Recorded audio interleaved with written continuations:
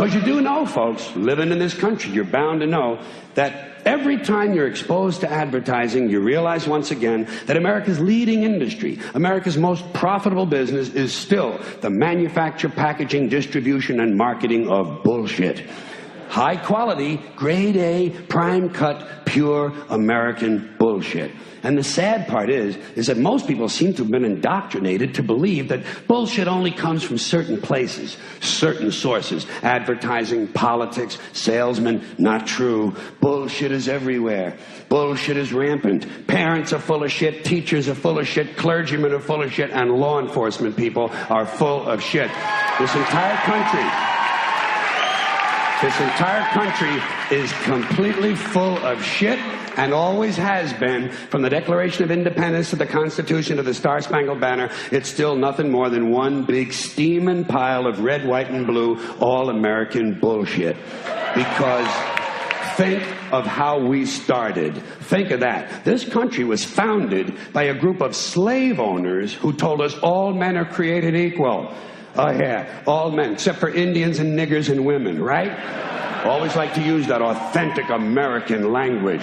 This was a small group of unelected white male land-holding slave owners who also suggested their class be the only one allowed to vote. Now that is what's known as being stunningly and embarrassingly full of shit. And I think Americans really show their ignorance when they say they want their politicians to be honest. What are these fucking cretins talking about? If honesty were suddenly introduced into American life, the whole system would collapse. No one would know what to do. Honesty would fuck this country up. And I think deep down Americans know that. That's why they elected and re-elected Bill Clinton. That's why.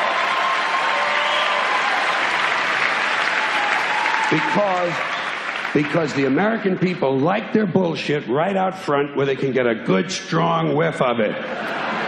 Clinton might be full of shit, but at least he lets you know it. Dole tried to hide it, didn't he? Dole kept saying, I'm a plain and honest man. Bullshit. People don't believe that. What did Clinton say? He said, hi, folks, I'm completely full of shit, and how do you like that? And the people said, you know something? At least he's honest. At least he's honest about being completely full of shit. It's just like the business world, same as business. Everybody knows by now, all businessmen are completely full of shit. Just the worst kind of low-life criminal cocksuckers you could ever want to run into. A fucking piece of shit businessman. And the proof of it is they don't even trust each other. They don't trust one another. When a businessman sits down and negotiates a deal, the first thing he does is to automatically assume that the other guy is a complete lying prick who's trying to fuck him out of his money. So he's got to do everything he can to fuck the other guy a little bit faster and a little bit harder. And he's got to do it with a big smile on his face. You know that big bullshit businessman smile? And if you're a customer, whoa, that's when you get the really big smile. Customer always gets that really big smile as the businessman carefully positions himself directly behind the customer and unzips his pants and proceeds to service the account. I'm servicing this account. This customer needs service. Now you know what they mean. Now you know what they mean when they say, we specialize in customer service. Whoever coined the phrase, let the buyer beware, was probably bleeding from the asshole. But that's business. That's business. What's going on, everybody? Welcome to episode 107 of the Josh Lopez Wrestling Podcast on Apple Podcasts, Stitcher, and YouTube. Make sure to subscribe to our YouTube channel right now. Also, you can subscribe to us on Apple Podcasts. Leave us a review or rating. It could be 3, a 4, a 5, 10 stars, 11 stars. I mean, New Japan's Dominion's coming up pretty soon. I'm pretty sure it'll be a gazillion 5-star matches on that show. But as far as this podcast, anything positive or negative you want to send back to us, we always appreciate your honest feedback. We do the show to entertain you guys, get you guys' minds off of some negativity that's going on through your personal life, and we're here to entertain you guys for the next about 70, 80 minutes or so. We come here every Thursday and talk the shit. Talk some wrestling. And by the way, I want to give shout out to everybody that got a chance to retweet or check out last week's show and took the time to listen to our stories about mental health issues. And it was a very deep and heavy conversation we had, but it was a conversation I felt that was good.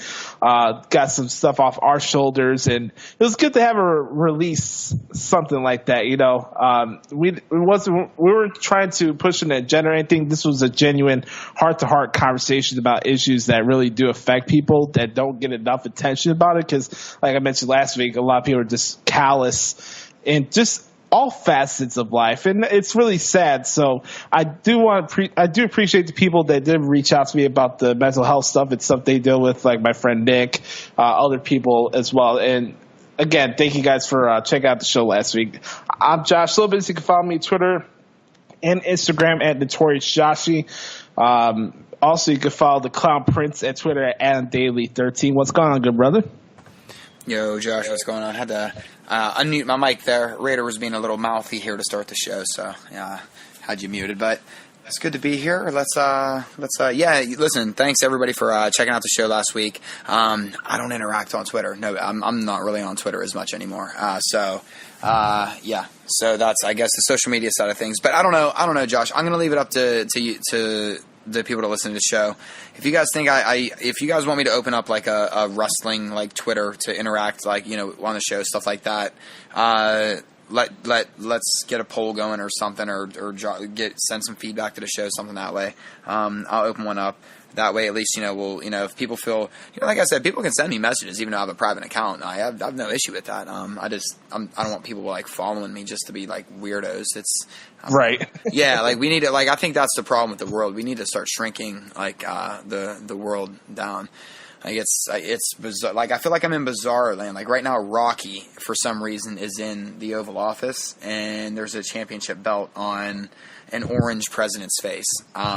And people are still believing that John Cena and Nikki Bella isn't a work. And I just think to myself, like, I thought Idiocracy was at least still 20 years away. Like, I thought there was some intelligence left.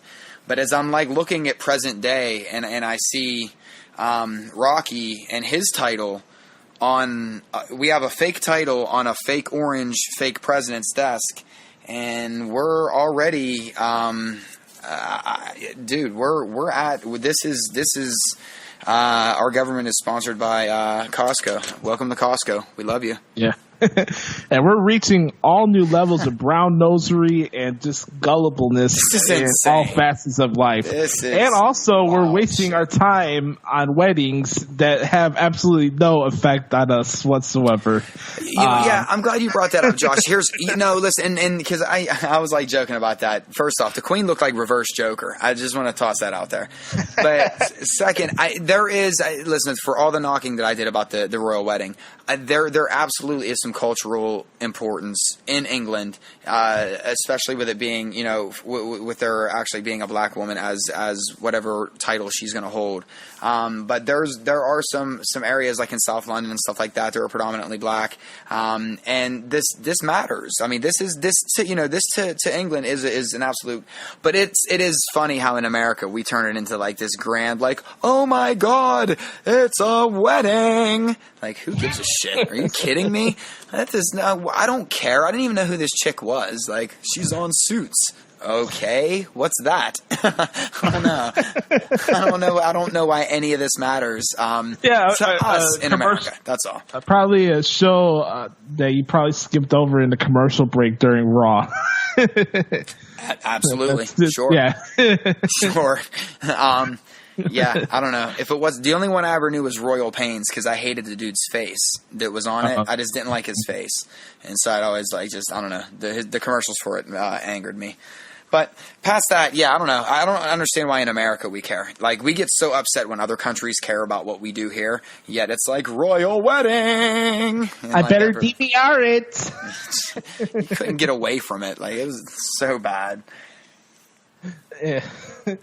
I saw this thing on social media. It had nothing to do with my family, but like a friend type of thing. You know, you have like friends that you consider family. They're like, you know what I'm talking about, like neighbors and stuff like that. And this is like, they put a post on Facebook. They're like, nobody better text me or call me or Facebook message me during this wedding. I'm going to sit through this and enjoy it. I'm like, all right, whatever floats your boat. I don't think the royal wedding needed to be broadcasted like the fucking World Series or the presidential inauguration, and got making these poor production people set up all these desks and all these different broadcasting setups, and we got the whole rundown. I get there's traditions and cultures that they want to celebrate, and that's cool for them. But for me, I'm like, okay, yeah, we're seeing the ceremony, and for me, unless I'm invited, I don't feel the need that I need to watch other people's weddings. Listen, if I'm invited, I don't feel the need to watch other people's weddings. Yeah, that's why Sam and I spared everybody else by getting married the way. And I guess maybe it's different for me too, because not every man says, hey, you know, sets a date, like, you know, you set a certain date, like you guys get together. And then, you know, men don't usually have their wives go, hey, you know that date we set? Let's not do that, because I don't want to have like a real wedding. Let's do this kind of wedding instead. Most men don't have that luxury of being presented that option. But at the same time, it's like all you hear when, like, you talk to your friends, family members, whatever, if someone's getting married, oh, I don't even really want to go. This is, you know, I just got to go. But yet the royal wedding happens, and it's like people are waking up at like 4 o'clock in the morning to pregame for it. I don't know. Maybe I'm just, I don't know. Again, I think it's great for the people of England. It's great for Britain. It's you know, I absolutely understand from their aspect of things. It's just, I think it's funny that when in the United States we knock Britain, and then all of a sudden, as soon as something with the royal family happens, it's like, oh my God, they're our family too. Like, relax. I just find it funny how men have legs to stand on and say that they can't pregame for a 5-hour wrestling pay-per-view, but they could go ahead and pregame for a 7-hour wedding plus riding around the fucking country on a horse. Yeah. And that's my statement on it. Today we got a good show for you guys. We're not gonna be as heavy as we were last week. We do have some important live conversations that we do need to have on here. When we do, you play yourself. Also on the show, we're gonna talk about All In. We didn't get a chance to talk about it as much as I wanted to, so we're going to spend the first part of the show talking about All In.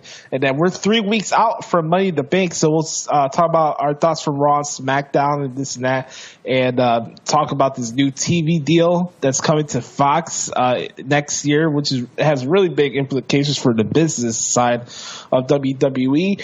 And we're going to talk about the Gotham finale that happened last week. I got to watch it, so did Adam, so we're going to talk about that and talk a little bit about Deadpool too, because we both got to see that as well. So hope you guys, like Hawk Harrison would say on a White Sox broadcast, sit back, relax, strap it down, because it's time to record episode 107. Whoa.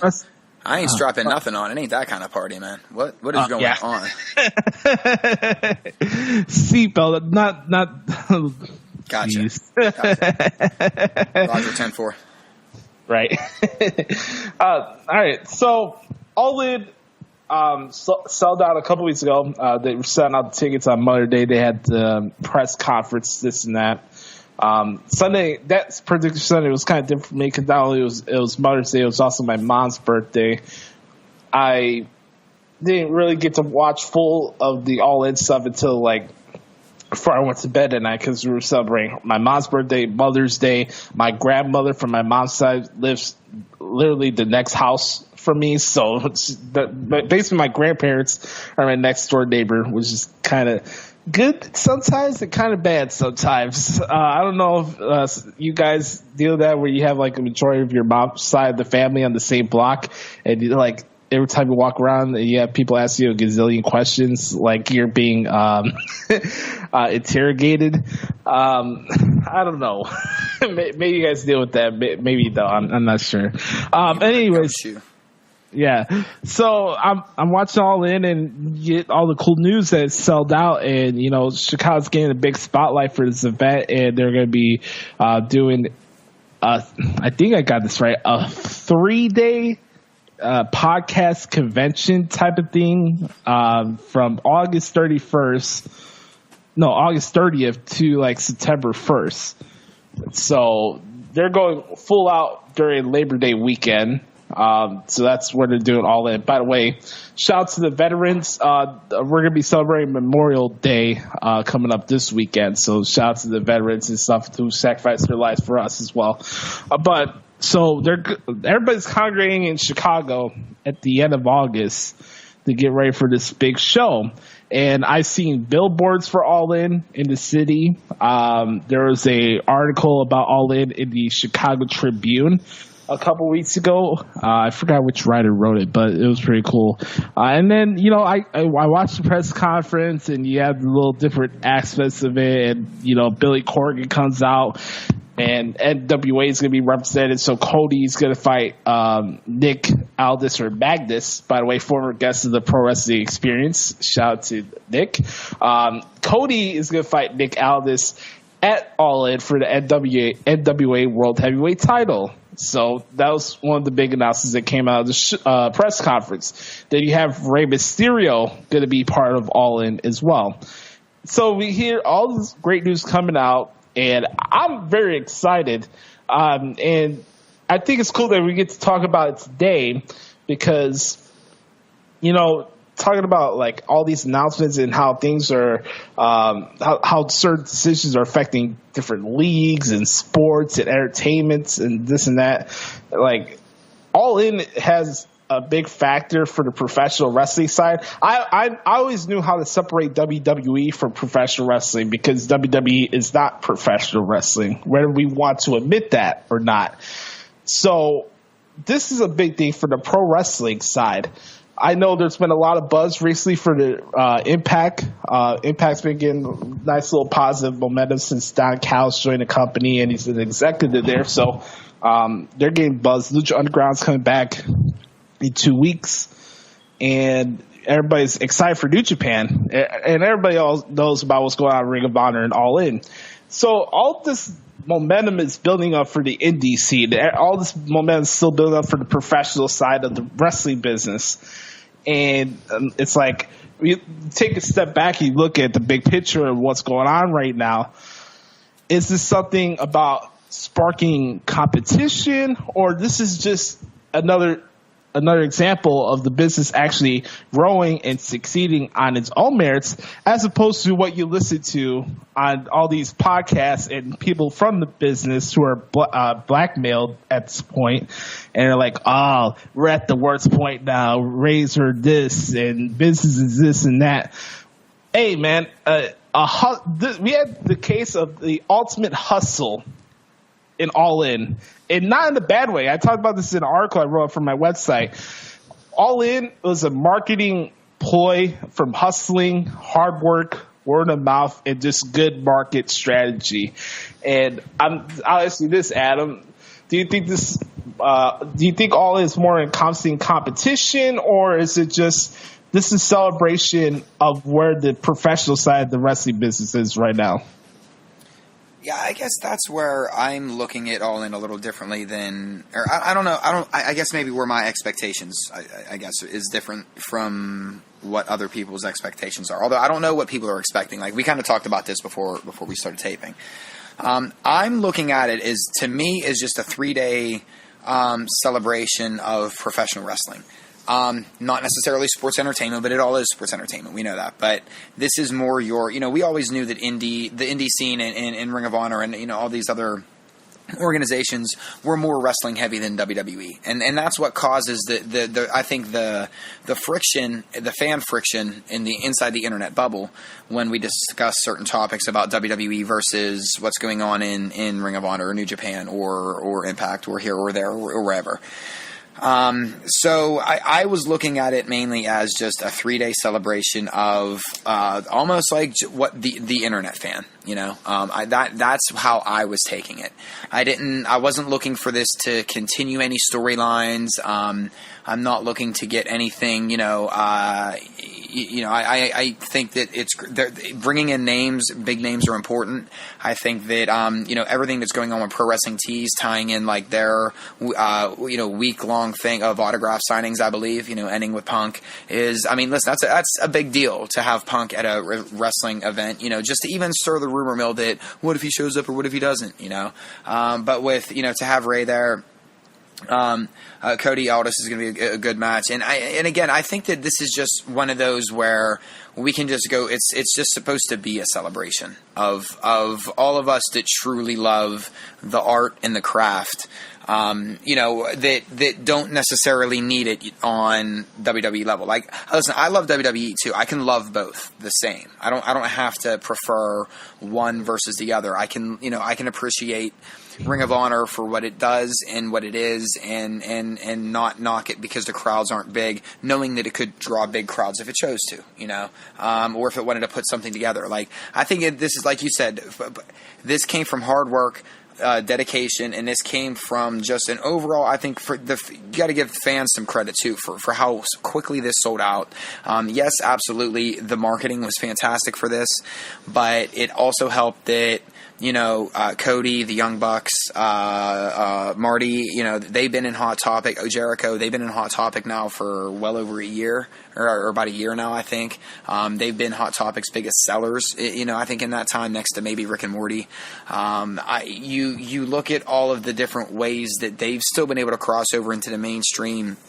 Or a subculture mainstream. Like, Hot Topic isn't obviously like mainstream to where like I still shop there, but most 38-year-olds don't shop there. You know what I mean? But but I think that you really have to look at everything that's encompassing all in. I just think that this is for the fan that's all in. We're all into the product. We're all into, buying into the storylines, buying into, kind of always falling for the trick behind the curtain, but always wanting to see what's behind the curtain as well. I just think that this was just a celebration for all of us. Now, I know that other people are looking at it as maybe this is going to be a yearly thing. Is this where is this going to go? Is it setting up other storylines? Is it, how are we doing that? I'm not really looking at it that way. If it does end up being that, for me, that'll be an added bonus. But I'm kind of looking at it as a one-time event. This was to kind of shove it in Meltzer's face. Look, we told you so. Make a lot of money in the process. The fans are going to have, all of us that are going to go, or they're going to try to go, or that are going to see whatever we see. This is something that we're going to remember for a long time. Whether it's a one-time only deal or whether they do it, every 6 months, every 12 months, whatever. So I don't know, man. I guess that's where that's my outlook on what All In is, or what I think it is, and I could be totally wrong. But that's just the outlook and the mindset I'm going into it with. I think what's interesting about this is, like, for me, from like a writing perspective, it's like WWE doesn't get enough credit for like tapping into that like niche indie market, for like how they had the Mae Young Classic and the UK tournament and the cruiserweights and this and that. Anytime you get any extra specials like that on the network, I think that's cool, because it's getting an opportunity for these guys to get their name out there. Whether they get signed to the company or not, to me, is meaningless. But I'm getting introduced to a lot of characters, and you get to see guys like Tyler Bate and Pete Dunne still get the opportunity to wrestle at ICW and all these other promotions in the UK. I don't think that's something to scoff at. And you look at what they do with Evolve as well. That's very important. So when you have an event like All In, or anytime you have these companies have synergy at WrestleMania weekend, like WrestleCon, they have those gatherings. I think that's very cool for the business side, because I enjoy covering wrestling shows. I do. I get a blast covering wrestling shows, whether it's a television show for Raw or SmackDown, or if it's just a regular New Japan show where there's like 8 gazillion tag team matches with no storyline in it. But it's just good in-ring wrestling. So I think like the fan of me and the writer of me, I appreciate different styles of wrestling shows and how they present it, no matter what the company is. So I think when you have All In and you have all these different characters, you're going to have Omega and Okada there. You got your synergy for Ring of Honor and New Japan. I think that's cool. Then you also got the Lucha Underground effect. You got Phoenix and Pentagon in there. I think that's very cool. You got the NWA tie in there with Nick Aldis. So I was kind of marketing for stuff like this when I was doing my radio show back then, because the one question I always had when I was doing my radio show is, what do people want out of today's wrestling? That was always the one question I had. I remember this when they started the 3-night of TNA, Ring of Honor, and Lucha Underground on network television on Wednesdays. I remember because I did my shows on Wednesdays. I was previewing all those shows. And it's like, oh, we're getting this big boon of the independents and the professional wrestling finally getting some name in traffic for themselves. And now here we are. We got All In, and you got New Japan. They're going to have their special coming up in a couple weeks. I mentioned Lucha Underground coming back to television. So in my opinion, I think all this could be positive, but I don't want this to be something that it's not at the same time. Yeah, you're having a big convention at StarCast, and you bring all these legends in, and you have a gazillion wrestling podcasts out there. This could be something really special, but if there's no execution to the show, or we try to make this something that it's not, then why are we doing it in the first place? Right. Right. Yeah. I mean, I think for me, it's just to get a lot of like really, really, really good talent together so that they can showcase themselves, entertain really passionate fans. Like, I'll admit, I don't know the card. I don't really know who, I don't really know much about it. I just know that I want to be there. And that's saying something, you know what I mean? Like that. And and listen, the same goes for WrestleMania though too, and that's the thing that I think everybody needs to think about. Like, I have no idea, and none of us really should know what's going on at next year's WrestleMania. But or if it was, SummerSlam. yeah, right, yeah, exactly. But if it wasn't in New York, and that's either event, I'd want to go. I'd want to go. I just don't want to go to New York next year. But with All In, I don't think I hope people aren't looking at. I guess I don't know what people's expectations are. I think the fan that this is going to attract knows what it's getting, and what it's getting is just a knockdown hell of a wrestling show that you're going to want to be able to tell your friends you were at. There's going to be, just like every other show, there's going to be great matches, great moments, and I think some really great moments that you'll want to say, I was there. But I think it can end there. I think they'll go back. Everyone will go back to their respective organizations that they mainly wrestle for, and they can continue. They could talk about it and continue it in the storylines if they want to, and so everyone can benefit from this. I truly believe that what this is for is to elevate everybody on the card. Everybody that's on this card, it's to elevate, just give them higher name recognition, help everybody start to make more money on the independent scene. And I think that they're going to do that. And I think that it's nice to see a bunch of men and women come together from all over the world, all different organizations, companies, like we talked about, Josh. Like, this is something that, we always clamor, we beg for, we want to see this happen. And then when we have it, we start to second guess it, And that's why I'm not even second guessing it. I am all in. Like, and listen, I'm not keeping up with much else with wrestling other than WWE right now, just because of time, and there's just a lot on my plate, and I wish I could be more into what was going on in other organizations. But once we start getting closer to All In, I'll be following what's going on, and I will be. I'll be very upset, like, if we don't get a chance to go out. I want to tie music into this as we wrap up this All In discussion. Like, we could have our wrestling version of Woodstock, and I think when you have synergy, I think it's a good thing when you have other companies. It's kind of like the odd thing with music sometimes, where the only time where you have like different artists getting together is either when a national tragedy happens or somebody dies. Correct. And you have a tribute concert. And while you get enjoyment out there, like I loved what they did last year with the Chester Bennington tribute concert. I thought that was awesome. That's one of my favorite music concerts I've seen in the last 10 years. The concert for George Sting for George Harrison was the reason why I picked up the guitar for the first time. I love music. I love synergy too at the same time, but we should have synergy throughout the year, not just when somebody dies or we need to raise money for this or that. Right.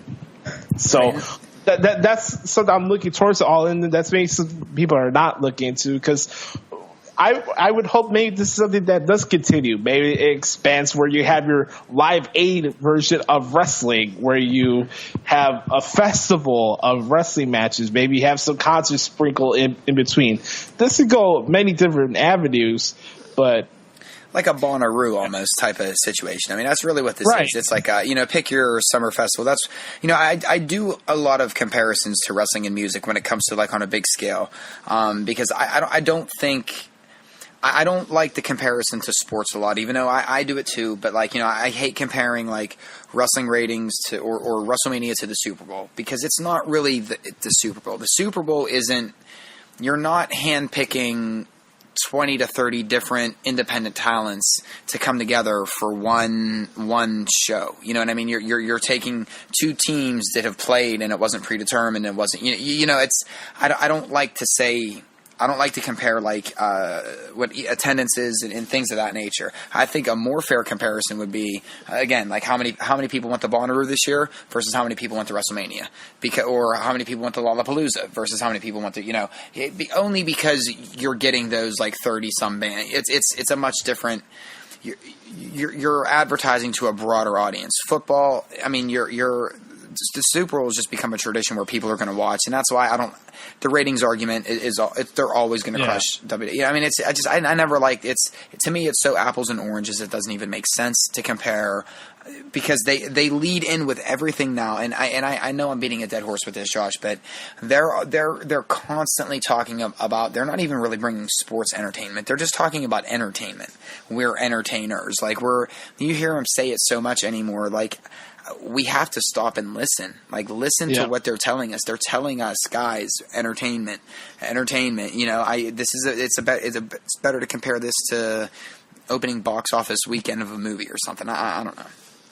And this is a testament to where the business is right now, because there's so many times where there's silly arguments about who's the face of the company of these different promotions, and none of it really matters, because New Japan sells New Japan. WWE sells WrestleMania. Right. Brock Lesnar does not sell WrestleMania. Roman Reigns is not the draw for WrestleMania. The company and the business in general, where it is right now, is what's selling this. Hell, the business from the indie side and ROH is selling All In. Not just Cody Rhodes and the Young Bucks. Of course they have a major right. They deserve all the adulation they've been getting recently. Absolutely. But the main point I want to bring about with this is that the business is selling these type of events and making stuff like this possible in the first place. And if it's not successful, then we're not able to have stuff like this. Well, I think these are one of those unique times, Josh, where I think it's a mixture of both. And what I mean by that is, I think it's absolutely the business, but we have such a deep talent pool right now in the professional wrestling world or sports entertainment world, whatever you want to say.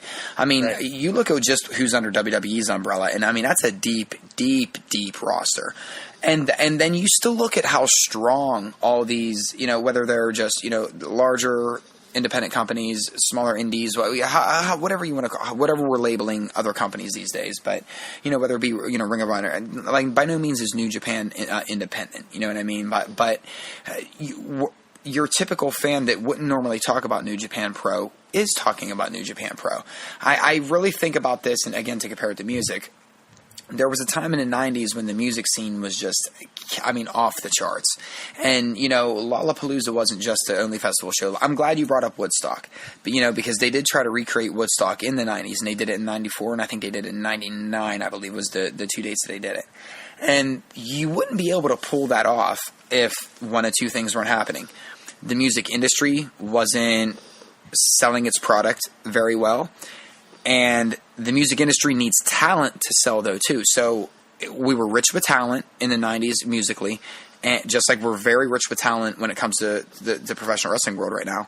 And we were very rich when it comes to being able to market people, because the 90s was much different than the 80s. The internet started. It was okay to be an individual. The yuppie stuff was over with. You know what I mean? Like, you were like being yourself or being whatever was embraced again. You didn't have to have like the polo and the khakis. We're starting to get back to that again. And I think in 2018, when you look at what's going on, it's a mixture of, because these individuals, these men and women, are not only able to market themselves, but they can market themselves through Twitter, through Facebook, through Facebook Live, through Instagram, through all these other I don't know what other people use now, like Twitch, YouTube, like whatever. There's so many ways they can sell themselves as their own brand. Not only them, but the companies that they work for as well, that they mainly work for. Your Impact Wrestling, your New Japan Pro, your Ring of Honor, your Shimmer, your whatever we've spoken about. So you ultimately have two different machines cohesively working at the same time, and that's when we get nice things.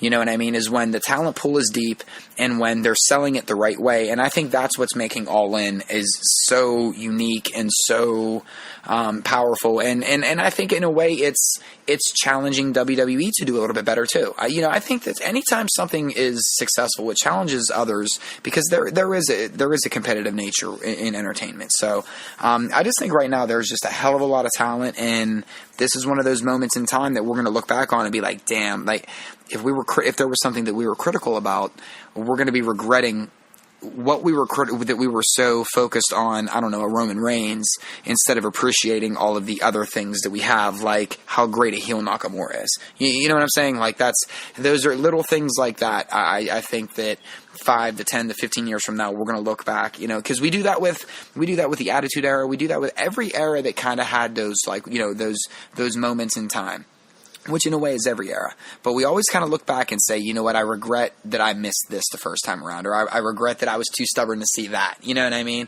I think big picture, it's just, it is a mixture of just talent plus marketing equals great for the fans. Right. So I'm very happy for the city that they're going to get this big spotlight, not only for All In, but for Money in the Bank and TakeOver coming here in 3 weeks. It's cool that the city's getting this spotlight, because I don't know when we'll ever have another, like, WrestleMania here, where we're stuck with the fucking Jimmy Neutron ship on the lakefront with bad turf that's not even actual good football. Grass. I thought you guys loved Soldier Field. And the stadium that's not even owned by the fucking Bears. It's owned by the Park District. So, this is for a kid that grew up here loving wrestling and been to countless shows at the Rosemont Horizon. And I went to the Sears Center when they had the only TNA taping here. I think it's very cool that Chicago's getting the spotlight, and for those who are traveling to the city or even out of the country just to make their way out here for this one type of event, I think it's very special, and it's something that even for a guy like me that does like transcriptions and stuff, this is something I'm looking forward to personally, and something that I'll look back, like if I do find a way to work in the business one day, I'll look back when I was doing these transcriptions and look at a show like All In, like, that's cool. When I was able to be a fan and just enjoy it for what it was, I got to cover an event like All In, and this sparked something positive for the wrestling business going forward in the future. And one thing I really liked that I thought was a very, not ingenious, but it's just something you could tell that they care about the fans, and they care about the people that are attending. They put something out, like how they're having that giant, I guess, like podcasting fest for a couple of days or whatever. They just put on Twitter, so who do you guys want to see? Who should we invite? And that is a group of individuals getting together and saying, we want to give the fans what they want. you know, and I think that's refreshing. And again, I don't want to keep seem like I'm kind of really stroking Cody and the Bucks here, but in a way, I'm kind of stroking Cody and the Bucks here a little bit, because you know, it's anytime you take a challenge like this isn't an easy feat by any stretch of the imagination. I think it really should be. I don't think they're getting enough recognition and enough praise for how quickly this sold out. You know, I mean, a sellout, I think we knew they were going to get that. For it to sell out in, what was it, a half an hour or something? Right, yeah. That's 29 minutes, yeah. That's insane, Josh. So I think that, you know, when it really comes down to it, in the end, I'm not looking for anything out of this but something that's going to be exciting and something that's, you know, and something that hopefully Cody Rhodes, the Bucks, and everyone else that's pouring their heart, their soul, and their time and effort into this, they can look back on and say, you know what, we did it. And I think that, you know, and I think that's, in the end, that's sometimes that's enough. You know, I think we always expect more because we think that we think that people want to keep running the gauntlet and people want to keep running it into the ground, you know. Maybe they just want this to be one all-star, like you said, like a farm-aid kind of deal where it's like a big festival, and, you know, and then everybody just goes back to doing what they're doing. Either way, I think it's going to be fun, and I'm excited for it, and it's going to be interesting to see how it all plays out. I want to give a shout out to Biggie. It was his birthday on Monday. He would have been 46. That's why I'm rocking the Biggie shirt today. Shout out to B.I.G. Before we move on to what's going on with WWE going into Money in the Bank, I want to talk about this new TV deal with Fox because that's just something that, to me, I still haven't been able to have a chance to digest what's actually going to come with this. What's the full details? Because So I didn't get to hear the full. This is all I heard. This is how much everybody laugh at me with this. I heard it's on. This is all I've seen, and so I'm totally probably wrong. This is Anthony Crispino in Secondhand News. I heard that it's Fox $1 billion deal. They're moving it to Friday nights, and it's going to be pre-taped again. So it's gonna be a Fox starting in October 2019. Okay. Yes, they're gonna get a $1 billion contract. So you count it up for the amount of years they're gonna have it for $250 million per year for SmackDown rights. Yes, I've seen that it's gonna be on Fridays, but I think they're gonna lay this out kind of differently because WWE switched their touring schedule. Once they made SmackDown Live. And you look at Fox, they have Thursday Night Football now. They signed a deal with the NFL, so they're going to have the NFL on Thursdays. And then with all the other programs they're airing throughout the week, I think maybe they'll have Friday Live, actually. Okay. I don't know about the pre-tape. I haven't done that much research into this, but think about this. To have Fox go out of the way to pay this much money for a SmackDown property, $1 million, that's crazy. And it not only that, look at where their stocks are right now, and we're not even at the point where they even signed their new deal for Raw. So the money can come with that. Let me get this straight. So we just got done talking about an event called All In where basically the pro wrestling independent, you know, fan base is it's taken them by storm to the point where that's all people are talking about, and it's if you're all in, like, that's the place to be. It's become a popularity contest, almost getting there. That's how big this event has become. And now we're talking that not the WWE in general, but just one of their products, one show, one of their features, WWE SmackDown Live, got signed for $1 billion by Fox. That's network television, network TV. Yeah. And Fox just canceled a lot of shows, including, you know, they're only giving Gotham 13 episodes and they're canceling them off. They canceled Lucifer. I mean, there's a lot of shows they canceled off to free up some money. So I don't know if people truly understand the scope of this, but when it's comical that anybody can say that the business is dead or dying or in trouble or in, I mean, because again, whether you agree or disagree or like or don't like what's going on with All In, it's creating a lot of buzz and it's making a lot of money. And right now, whether you like, don't like, disagree, or agree with what's going on with WWE, they're making a lot of money.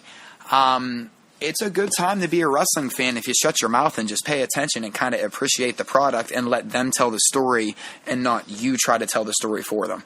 I don't know. I mean, that's really all I can say about this, dude. I mean, that's a hell of a deal. I don't think people truly understand, like, network television deals. And, like, $1 billion contract on network TV is so – that is valuable like – television time slot, because this is something that WWE never had. This is now there will be in every household in the country, because when SmackDown was on, whether it was UPN Sci-Fi. or like, well, before it was Sci-Fi, it used to be on like UPN and like, you know, channels like that. Mm-hmm. Even though that was still more of a local regional channel, and like, you know, people, it got into more households. It wasn't like being on one of the big 3 or 4 networks. Everybody gets Fox. Like, if you have whatever, you could have rabbit ears attached to a goddamn old analog television, and you're gonna get Fox. Everybody gets, I mean, and for them to throw that much money at WWE to say, we want you featured on our, that's huge. And whether we get it how we want it, whether it's pre-taped, whether it's live, whether it's however it really doesn't matter how we want it, because they're making out like bandits. Like, that's big time exposure. This is kind of a bigger deal than I think, you know, what people are giving it credit for, you know. And I'm sure there's bigger deals out there. I'm not saying that this is, you know, but I think from a sports entertainment standpoint, and from people that are trying to say that WWE is failing and wrestling is dead and sport, this is pretty lucrative real estate that they're taking up.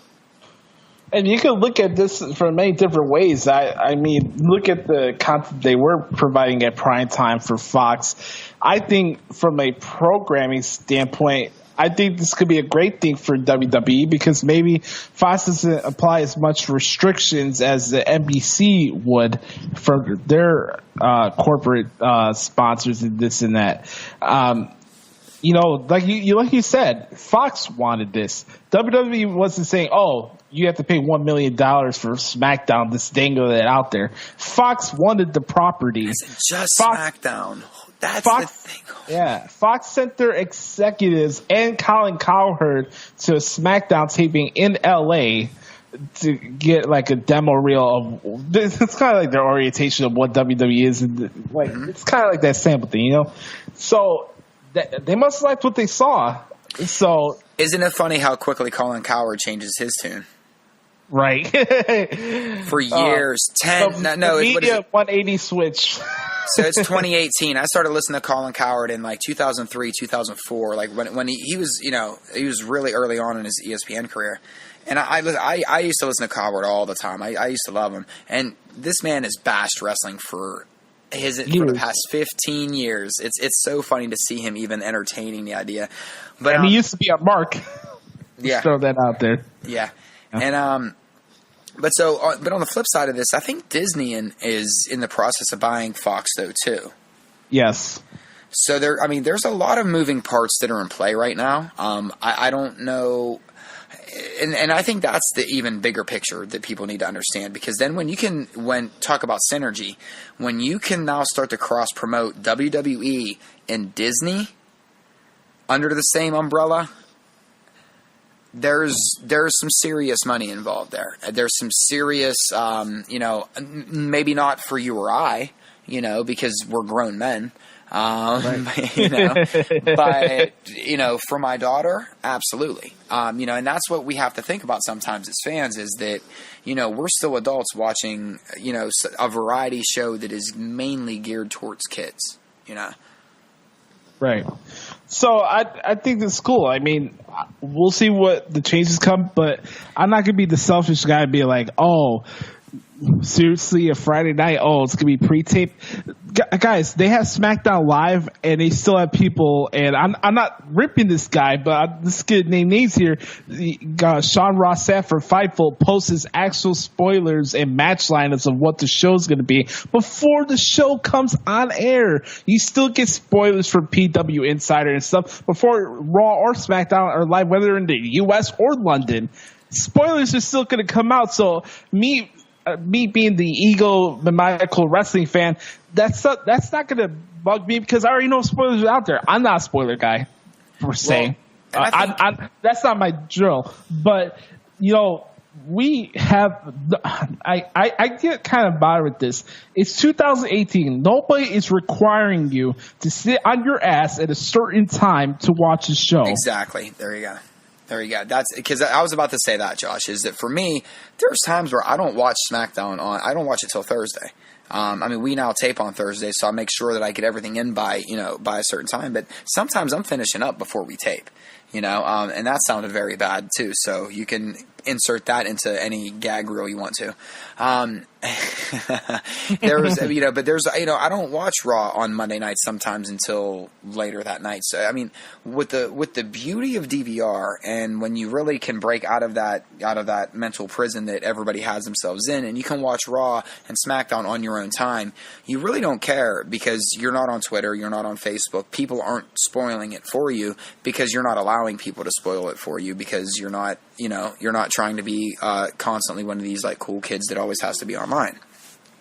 I think I look at it from this standpoint too, Josh, is I don't know how many years are left on Monday Night Raw's contract, but if SmackDown is the B show and Raw is the flagship show, imagine the next contract that Raw and this is something that typically WWE is going to want to get the best deal possible anyway. But when you can now leverage, listen, this is our B show is getting $1 billion on network television.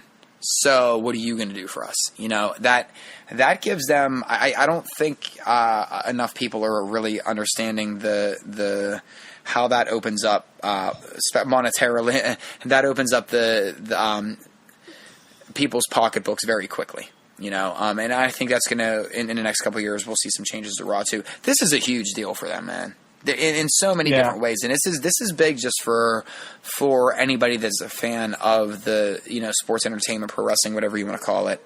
I think this is just, I think a lot of people are being very short-sighted on this. I agree with you, dude. I think that people that are complaining about, it being, my only complaint when it's pre-taped is I don't like when they dub over crowd noise. And that is totally me being absolutely trivial, and that's just a personal thing that it shouldn't bother me because it's their show, and that's one of those, like we always talk about, man. It doesn't matter how much we complain; it's their show. They can present it to us however they choose to present it to us. So I don't want to overly complain about that because in the end, I just think that when they're bringing in $1 billion. The product, the product's going to be better, and it's not that the product's bad now, but it's just, again, you can bring more people in. There's more money that you can float. There's more. It's just it opens a lot of doors, and I do think that there's and I'm not trying to over glorify it either, and be the super shill or super mark to make it seem like this is the be all end all of deals, and that's I'm also not saying that, but I do think this is a lot bigger than what people are giving it credit for. And all these revenue streams are coming all over the place. Now you have the Royal Rumble and the baseball field. You're still having WrestleMania. I've been talking about that for years. Yeah. WrestleMania still selling out stadiums and having the money to have your own different shows in different countries. It's crazy. And the Saudi Arabia thing, too. But, Josh, the business is dead. Yeah. It's dying. All-time low. It's never been worse. It's never been in a worse spot. Yeah, the execs of the USA Network are losing their mind. You know what in reality what has never been in a worse spot? It's the mentality of the North American human being. Because even other countries don't pick apart the product as much. Listen, some do, then there's fair criticism. And again, I'm not saying that there isn't fair criticisms with WWE. There absolutely is. But it's starting to get out of control when, listen, everybody always wants to say the numbers don't lie, and unless the numbers aren't in their favor. And unfortunately, if you're an anti-WWE person right now, the numbers aren't in your favor, and you just have to take these numbers, and you don't have to like the truth. That also doesn't mean that you can have your own truth. But yeah, you got to take it on the chin. You have to take it on the chin. Listen, I took it on the chin when Punk went down in 2 minutes 30 seconds, right? Yep. I took it on the they chin both did, yep. I took it on the chin when Rousey lost her last fight. Sometimes you got to take it on the chin in life. And when stocks are at an all-time high and they just signed, and their B show signed $1 billion contract, come on, man. I mean, you guys are playing yourselves if you're still trying to say that you know better than them. It's a different business model that you don't understand. Yeah, I mean, it's different. The North American bubble is going to be on all pins and needles for Punk's next fight in a couple weeks. Just like it was last time. People are waiting to hate. They're probably you can prepare your own tweets. They already got them saved. Oh, know they do. Yeah. There's people that already got gifts and stuff like they already saved up. Because let's and I'm not trying to. And I'd hate for him to ever hear this because it's but. If I were a betting man, my money would not be on CM Punk. You know what I mean? I'm not trying to take anything away from the dude. But listen, it's a totally different world. But by the same token, it's just funny how other people are like. I think are looking more forward to this fight than I am. Right. Going to the week of wrestling, we got 3 weeks coming out to Money in the Bank. Roman Reigns and Jinder Mahal is set for the show. I did mention that after the Greatest Rumble. No, not the Rumble. I said this after Backlash that Roman and Jinder were going to start duking it out with each other. It's kind of like one of those one-off things. And Roman will fight Jinder at Money in the Bank. Jinder is going to fight Seth Rollins for the IC title next week on Raw. It's kind of interesting. Jinder and Rollins fought for the right to be the first NXT champion out there. So there's some history for you guys out there. So Jinder will be facing the burn it down man who keeps getting pops these days. Seth Rollins. That's going to be a very good match on Raw. It's going to be very interesting where this goes because Seth Rollins currently is not doing anything at Money in the Bank. Could this turn into a triple threat? Do you add somebody else to the equation? Do you have Rollins have a open challenge for himself at the Money in the Bank pay-per-view since he's not in the ladder match? That's an idea I'd throw out there. I'm in the minority. I've actually liked what's been going on with the Roman Reigns Jinder Mahal stuff. Actually, it's kind of had some like 80s Memphis feel. I thought the stuff with Jinder with the steel chair Monday was working. He was getting heat. Stephanie made her return to Raw, and Roman got a chance to speak for himself. And then it led to the match with him and Kevin Owens on Raw. Roman was putting the working boots, man. That guy was wrestling for like 45 minutes on Raw this Monday. So Roman will fight Jinder. And I think it's very ironic, Jinder won the WWE title in Chicago last year at Backlash.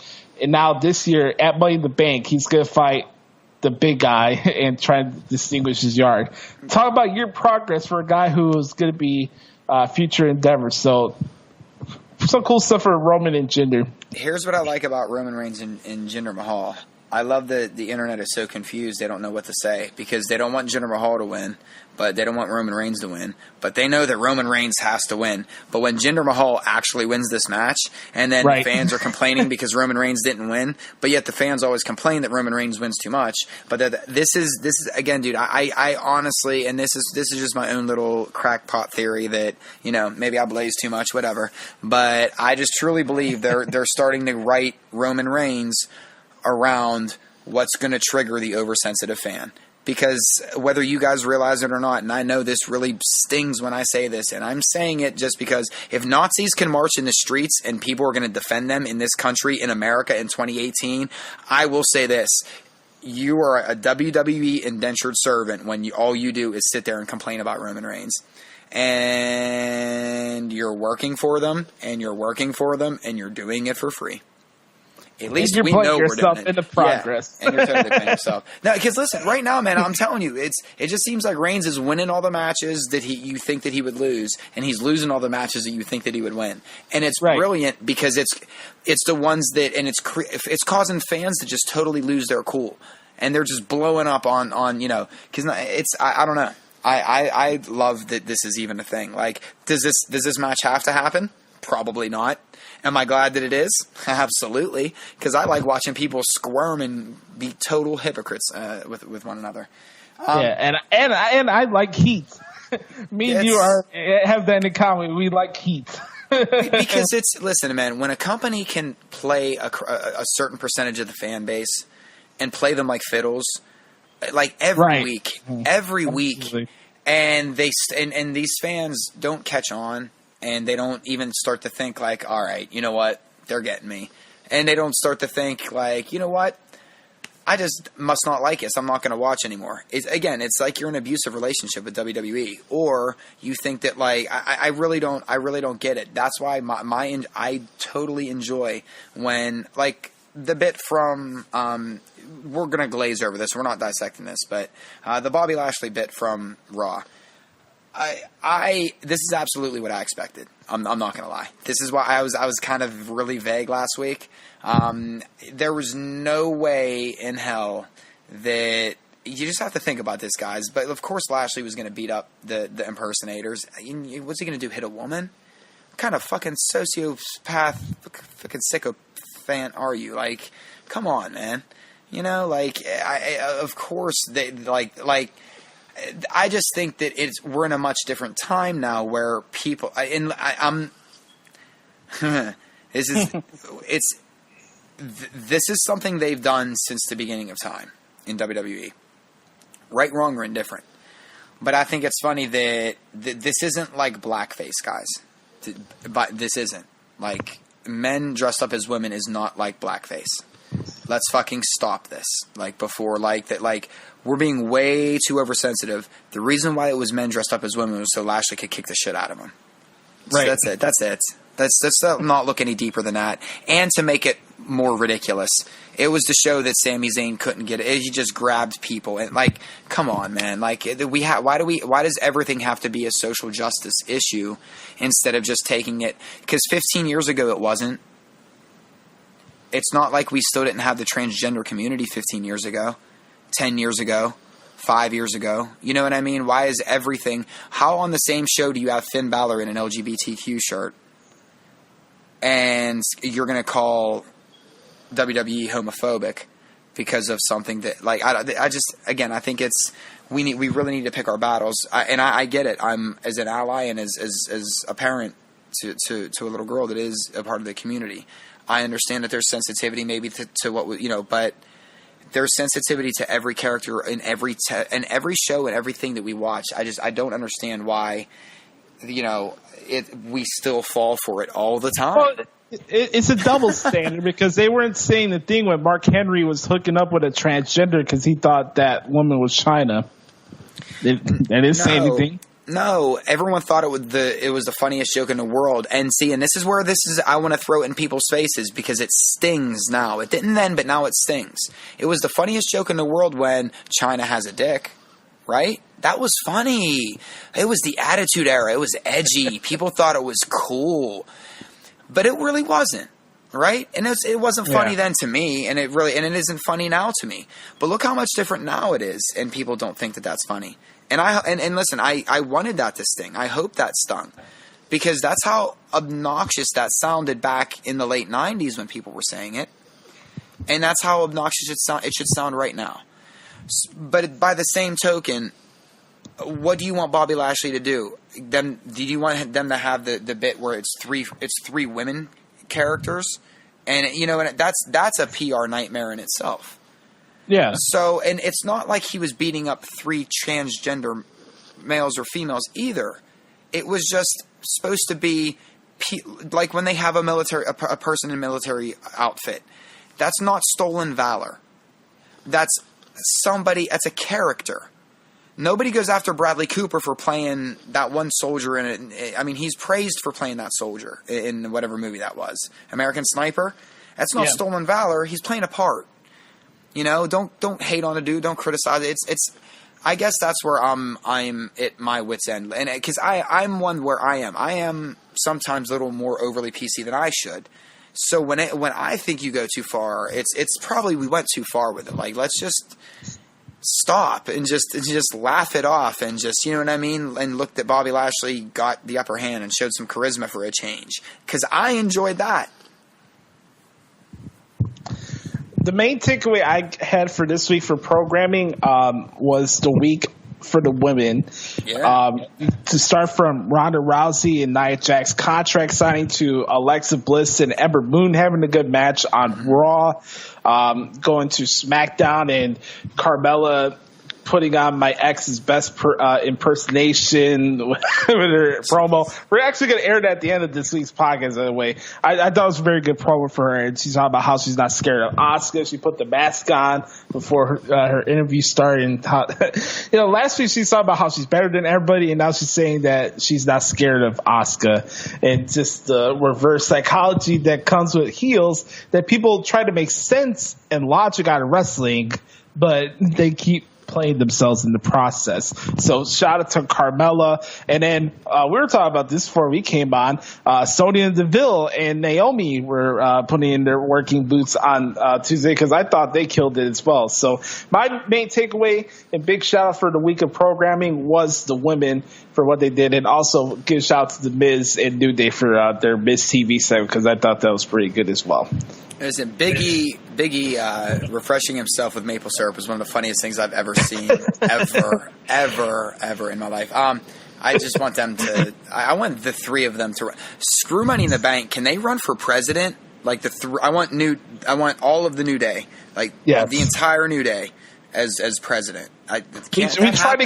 We tried to get Morrow last week, but he was a Canadian, but we can't with the New Day. I think we can get New Day, all of New Day as president. And Xavier Woods does have a PhD. So he does, has a PhD. No, you know what? I think the two things other than because I'm always typically I am more into the promo, like the advancement of storylines. Like, I always save the matches mainly for the pay-per-views, but I do think that Balor and Strowman, I thought was a really good match this week for two individuals that are so differently. The David versus Goliath style match.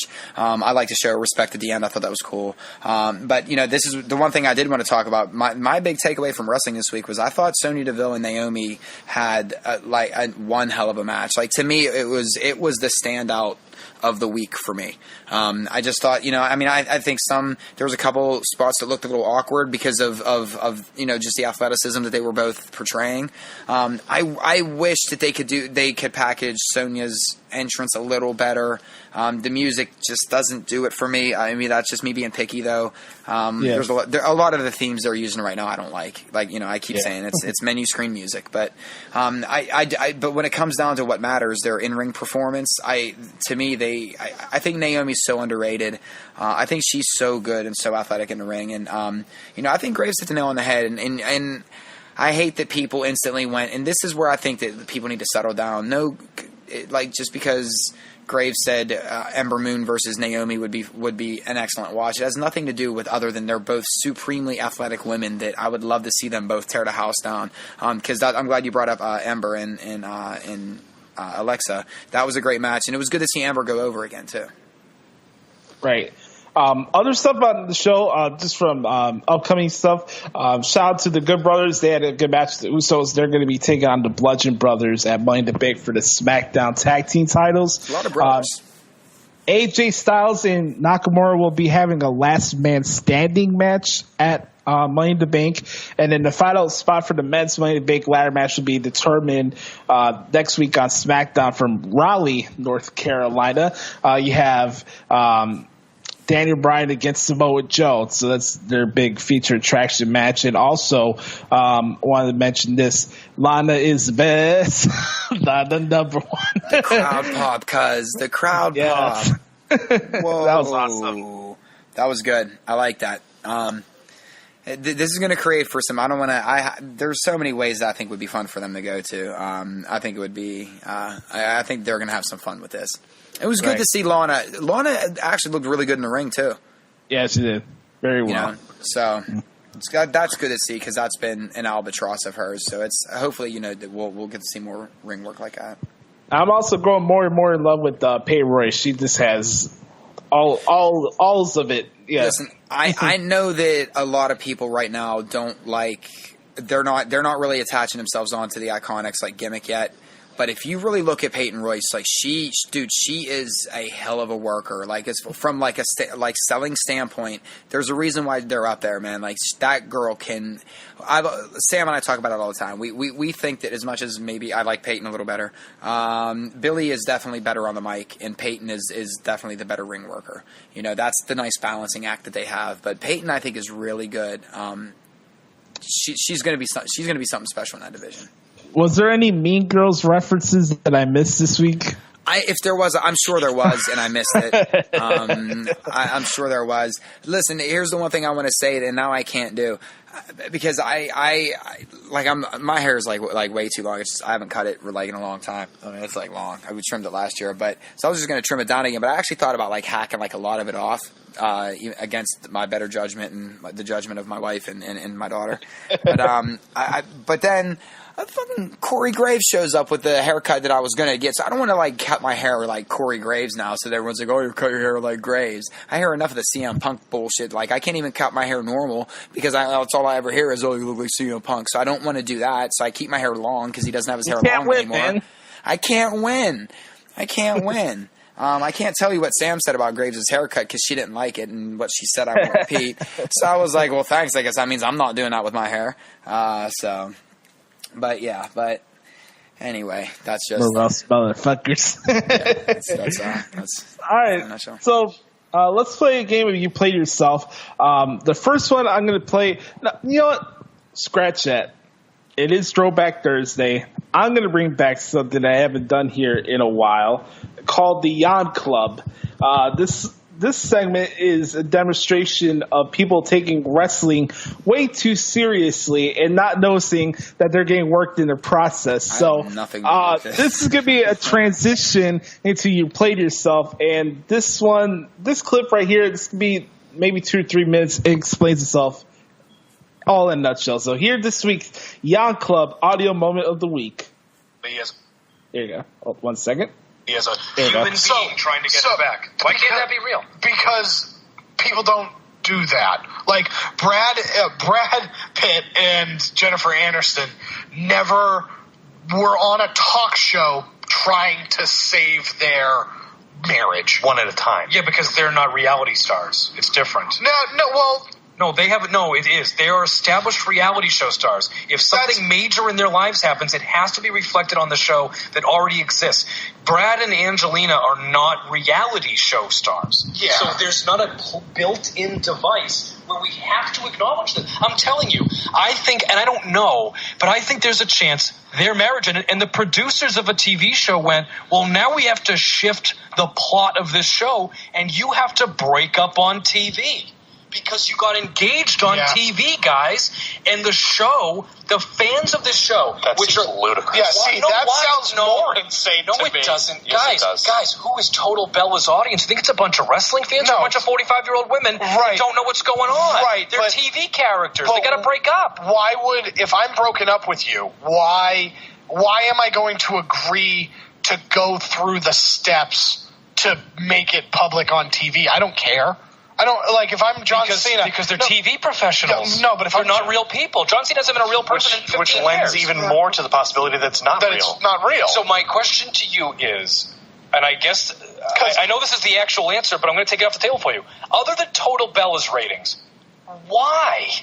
What's the point? That's literally the point. Yes. That's literally the point. Then that's worth it. So, and it's a Total Bella's thing, but John Cena isn't like, we don't show him once just looking down and heartbroken. So John Cena's not current. So Total Bellas is in a completely different world than the WWE programming, right? So so it's not going to be reflective on WWE programming. Also, a lot of credit. Also, the fact John Cena's not on WWE programming right now. Yeah, then why? And neither is Nikki Bella. So, but this isn't a story that we at least try to play up on Raw. Try to add to it, get you to watch Total Divas, because if they play this up on Raw, it's definitely fake. Yeah, I know. I know, and that's why, and they haven't. Which they've been advertising it during Raw. Fucking play the commercials during Raw. I'm sorry to scream. They play commercials showing them breaking up during Raw. For Christ's sake, yes, they play it up on Raw. My God. This is so insane. Who the hell? No, I don't want to know who that was. It's better I don't know who it was. Yeah. Because I don't like to get involved in like podcasting stuff. But the reason, just to answer, and I'm sorry, I didn't even want to like have any kind of reaction because I'm not trying to. I'm very anti trying to create any kind of drama, and Josh knows that. I don't even listen to other podcasts. But do you know why? They kept saying why? Whoever the hell that was kept saying why? Do you want to know why, Josh? So that every fucking podcast like this one and that one and every single other podcast in the world is talking about John Cena and Nikki Bella. That's why. Yes. Indentured servants. Yes. Exactly what I was talking about earlier. This is so fucking bizarre to me that alleged... listen, we're all podcasters. None of us are professionals. Let me step back. I was going to say alleged professionals, but I don't know who the hell that was. They're probably just like us. Whoever the hell that was, to not think all the world's a stage. They're entertainers. It's all smoke and mirrors. I don't understand how people are having a hard time. Like, if this is something that is that personal, you would absolutely walk away from a contract. You would tell them, get the cameras out of my face. We've seen it on other reality shows. The real world is more real than Total Bellas. This is all one giant work. And yes, they do address it on Raw. Otherwise, they wouldn't show the commercials right as soon as they go to commercial break. I apologize for the little rant right there, but whatever the hell circle jerk was going on in that was frustrating. And that's why I'm so glad I'm not in any wrestling circles anymore. I don't want to know who that was. Please, we're going to leave it at that. Don't message me later, Josh, about it. I'd rather just keep it that I don't fucking know. That's the most moronic thing I've ever heard. To cover professional wrestling, the circus that we all claim to love, and not think, they would take it this far. Andy Kaufman, one of the greatest entertainers in the history of entertainment, lived his gimmick 100% of the time. 24 hours a day, 7 days a week, including when he was working with Jerry Lawler in Memphis. And with the Inter Championship all around the world. And so to think that they wouldn't do this for ratings or to have people like us and every other podcast in the world talk about them, yes. To be known as one of the greats, yes. It's about being known as a great entertainer. Did they fool you? Whether or not they broke up or not or this or that, it doesn't matter. People are talking about it. I still think it's all one giant work to get us all to talk about it because guess what, Josh? It's working. It's working. It's doing more for Total Bellas than anything has ever done for Total Bellas. I'm just being honest, man. Like, and that's why I get frustrated sometimes that we're so stupid now with society. Like we want to believe our own bullshit so bad that we can't see the most obvious nonsense that's right in front of our face. Right. I fear, man. I worry for the future. Holy shit. Ladies and gentlemen, that's Adam Daly's introduction to the Yacht Club. I haven't done that in a couple months, and his reaction right there was a lot of me coming out of those clips. And I had old ones with Meltzer and Roos out there that were even worse and more mind-numbing than that. So I hope you guys got a little laughter out of that.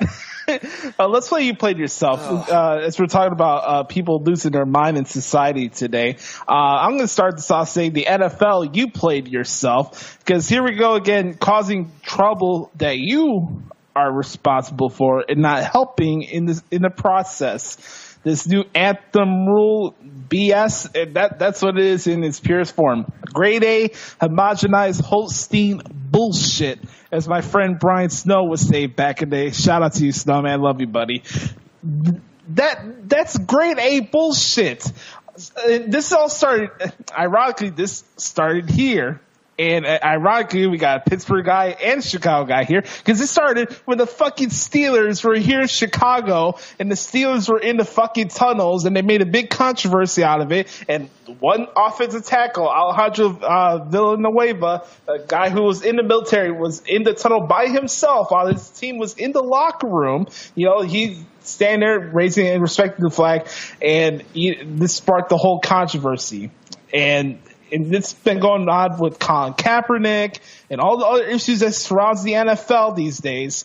And it goes back to our stupid leader of the world who's orange, pomegranate these days. But let's look at this. Let's look at this bullshit. So now now the rule is you either have to be in your locker room or standing on the field, or you're going to get penalized, or you can get suspended.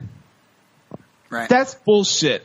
Well, it's total bullshit because, listen, that's because all you're doing is you're creating more separation, you're creating more divisiveness, you're continuing the conversation instead of stifling the conversation. Here's what should have been done, and this is really, and I'm glad I had the NFL playing themselves too. This is where, again, we're all so caught up on our own bullshit that we don't stop and actually like take a look around. You know, it wasn't that long ago, all the way back in, 2008, when they would play the national anthem and then the teams would come out of the locker room because that was the tradition. And then in 2009, the NFL started taking money from the military. I want you to hear what I just said again. The NFL started taking money from the military. And I'm going to say it one more again, third time, just to repeat myself. The NFL started taking money from the United States military and all of its branches. And that's when they started forcing players to go out for the national anthem. Here's your solution. Keep teams in the locker room for the national anthem. Have some sort of pageantry type deal where you can have some sort of flag ceremony or whatever. You could still, do it for the military. You could still do it. Everybody could still be happy. And then you bring the teams out. This was the worst case scenario that the NFL possibly could have done, and it's going to create a lot of they're setting themselves up for a lockout because there's a lot of stuff that the players aren't going to be ready for. But I'm not getting into the conversation of what people should do because I've been to enough NFL games to know that most of the people that are complaining are the ones that are typically doing their last beer bong in the parking lot because they got to get that last beer bong in before kickoff, yet they're complaining about other people standing for the national anthem. Okay. To each their own, but I do agree, Josh. I think the NFL played themselves because all they did was they created more controversy, more divisiveness, they created more of an outlet. I mean, you just tell teams to stay in a locker room until after the fact, and it just that silences everybody. It silences the fans. It silences the media. The media can't ask questions. The fans can't complain about anything, and then boom, you've just totally got rid of the problem. Instead, they've created more of a problem. So they definitely played themselves. Another aspect of you played yourself, I'm going to go to the Buffalo Bill fans, actually, because they're looking for a new stadium. But I'm saying you played yourself. They need one. Because you're still going to do the same shit that you did at the old stadium. Bongs, blowjobs in the stadium. I remember when I was doing the sports drive, that story came out. Someone got pregnant at one of their games. Someone got pregnant in a Bills tailgate one year. You actually been at that stadium before. I've been to, yes, I've been up there. It's the absolute worst place on earth. Next to Newark, New Jersey. No, listen, Buffalo's a great place. Bills games, Bills fans, it's stupidity. That's what I mean. It's childish. It's childish, man. It's not even like slapstick on a humor level anymore. It's irrational and stupid. And listen, there are a lot of my 20s I'm not proud of either. So I'm not trying to paint myself as an angel because I did some really, really, disgusting shit in my past. But that's why I'm saying like this Bills fans, like the whole Bills Mafia thing is kind of and it sucks because I like the Bills. I have a lot of friends and family members that are Bills fans. So like I try, but the whole Bills Mafia were the world's craziest tailgaters thing just totally ruins it, man, because you're not crazy, you're just fucking stupid. It's not There's crazy, and then there's just like I don't quite know if you have all of your chromosomes. There's two different things. The Bears run a thing on for their team. Like, if you predict the schedule right, they'll let you fly out to every single game. Like, you'll get tickets for the entire season. So they'll pay for your hotel, they'll pay for your flights and this and that. The Bears are playing in Buffalo this year. If I won the contest, I don't know if I'll go to Buffalo. Like, I don't know. I'll get one thing out of Buffalo, maybe waterfall. That's it. But am I on pins and needles to go to Buffalo and enjoy the experience where I'm having loads and loads of drugs and stuff drenched on me when I'm a straight edge guy? No, certainly not. And listen, I mean, I could go to YouTube videos if I want to see somebody be put through a flaming table. Right. And listen, I was up there. I was in full Raider garb, so I mean, I can't. I was all painted up like the Joker, and but silver and black, and had the whole Raider outfit on and stuff like that, and was with it. Now, but I will say that the crowd was pretty Raider heavy that day, so I understand why Bills fans were a little upset. My uncle's gone to games since their Super Bowls, like their Super Bowl years, and he said he's never seen a crowd like a visiting crowd take over. Where the Bills play at Rich Stadium or whatever the hell they're calling it now, like that. So, with that being said, though, too, that's the stadium that I would never even think to take my daughter to. Let alone I wouldn't even want to go up there just because of it's just annoying, besides the fact that it's just one giant high school stadium. We park in someone's literally in someone's front yard, and they're so used to it. They have a TV outside. You pay the man $15. You got all the pre games going on. I mean, it's quite convenient in some aspects, but at the same time, you're thinking, I'm in some dude's yard. Should I really be here? Is this trespassing? Right. I don't know what's going on behind his doors. There might be, maybe he skins people for a living. I don't know. It's right. It's a unique crowd up there, man. They call it New Era Field now. I just call it New Child Field. Is that what it is, New Era? Because childs are getting born. Yeah. Let's keep with the New York theme, man. Speaking of played yourself, and I don't know what the dude's name is, and I really don't care. And this isn't going to trim it down either, but I was going to say that racist lawyer in New York, which I'm sure there's probably a lot of racist lawyers in New York. But there was one that had a lot of anti-Semitic remarks and was talking about immigrants, and I guess he had a meltdown somewhere because somebody was speaking Spanish or something. Meanwhile, he speaks Spanish fluently, so you figure that one out to me. But anyway, I saw a video of my man running around New York City with an umbrella looking like the most embarrassed penguin ever. This dude was hiding behind this umbrella, hoping that it was just going to start shooting out tear gas or bullets or something. It was the funniest thing, dude. And it just, I don't know. That's how you played yourself, when you now have to run around town with a face full of umbrella just to run from about and with good reason, by the way. It's not like this dude didn't ask for this. Right. I mean, it doesn't seem like everyone's entitled to a mistake, man. I mean, everyone's entitled to a bad day. Everyone's entitled to a bad scenario. You never really know how somebody's day is going, so you always kind of got to give people the benefit of the doubt. But when you see him in multiple places with shouting multiple, it's like, okay, this dude's just an asshole. Man, that's fucked up, man. That's ridiculous. All right, let's see what else I got here for you played yourself. I'm going to say the Miz because he tried to, but it's also, I'm talking about from storyline standpoint, not talking behind the scenes and that. He's talking about how he could be any member of the New Day, and then he runs into Paige. He's like, oh no, you got to wrestle him right now. So I thought Miz played himself, but not to a certain extent because he actually did win, but the bar did help him out in the process. Yes, fact. Okay. So here's the you played yourself that I've kind of been saving because this is just a quick little story, and on how bad I played myself. And I told you when it happened that I had something for the show this week. So now this is what there's a thing called the daily curse, and this is something where I always, if you guys ever wonder why I project so much humor back onto myself, it's because I realize how big of a joke my life is. Sometimes to where I realize how life is just right in my face. Sometimes telling me, yeah, look how ridiculous you are.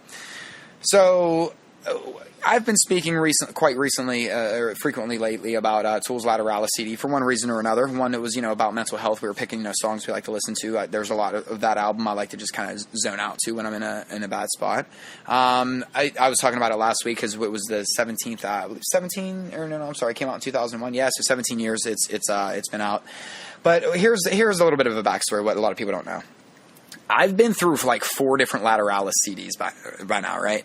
Because either one's gotten like scratched up or broken, or you leave it at a friend's, or someone steals it from you or whatever. So like I'm on like my 4th one, and I just in the last move Sam and I did, I lost a CD case, and it had all my best CDs in it, all my Tool CDs, Perfect Circle CDs, Korn. I mean I'll start going down the list of all my favorite bands or whatever. But so.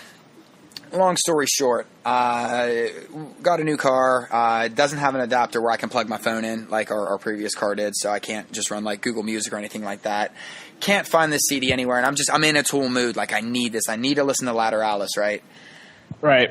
Well, when the album came out, I bought 2 copies originally, and I left one in the packaging. And over the years, if I've lost one, I've rebought it, and I've kept one in its wrapper, in its original packaging, sealed up. And listen, I'm probably not worth shit, other than anything other than like just personal worth. But it's just something that, because it's my favorite album, and I didn't know at the time it was going to be my favorite album. But a lot of times with like Tool and different bands, I'll buy records or albums, just don't open them up. So this has been just literally just on, always displayed or on a shelf or something for the past 17 years of my life. This Tool album is this CD has just been in its original packaging, just never opened, original press, bought. I actually got it the night before the album actually came out because I knew somebody that worked at the store. And I just was like, you know what, fuck it, whatever. Why is this still sealed up? Let me just open this shit up. I don't have the money right now to go buy another CD, because I got, speaking of getting played, I got my identity stolen over the weekend. So it was like, couldn't just go buy another CD because I had to freeze all my cards and stuff. So it was like, whatever, like, you know what, this is how life is right now. I might as well just open this up. Who really cares? Open it up, go pick up Sam from work. I did. I was disgusted. Just open a CD up, like, whatever, just put it in. It sounded so crisp. I'm telling you, and it sounds like it was made in 2001. Great CD. It was something. It was spiritual opening up this CD again. So pick up Sam from work, and she started talking like, "Hey, I have a '90s day at work tomorrow." So I'm like, "Cool." So we start looking through some of my old clothes because, and listen, I have some ridiculous old clothes from the '90s. It's fucking pretty obscene pretty absurd for her to wear up to work for a '90s day. So we're in a process, and this is like literally like maybe 4 hours to the hour after I opened this Tool CD up that I've kept in the wrapper for 17 years. Never in a drunken stupor if I ever opened this up. Never in my weakest moment. Never. I was strong with this one. Never opened this up. Open it up. Just to listen to it in a car, top down. We got a convertible. Had to just blast it so that like me and my daughter are just jamming the Tool as we drive around town. And don't you know, we're like, after picking up Sam, we're home for maybe an hour. We're looking for clothes for her. And I find that giant fucking CD case that I haven't been able to find for like a year and a half that has the Lateralis album in it, like right on the fucking top. 17 years of not opening a CD. Do you know how hard it is to look at your favorite CD for 17 years, knowing that there's been times where you could have easily just opened it up when you've lost one, stolen one, broke one, scratched one. You could just open it up. And 17 years. I'm in my late 30s now, to the point where there's no reason for me to open this up. I was just frustrated and mad and just like, what the fuck ever, and just opened it and find the Lateralis out. And that, ladies and gentlemen, is the daily curse. That is that is my life in a nutshell. That is like, and I'm afraid to even look to see if this thing might be worth something for how little Tool releases albums. Like, I thought about it after the fact too. Like, how dumb am I? Like, this band releases an album once every fucking 10 years. And like, I have one original press, original packaging, everything. And that eventually maybe I could even get autographed or something. Nah, screw it. Let's open it up just because you're having a bad day. All it takes is one bad day, ladies and gentlemen. But it helped. Hey, listen, but it helped.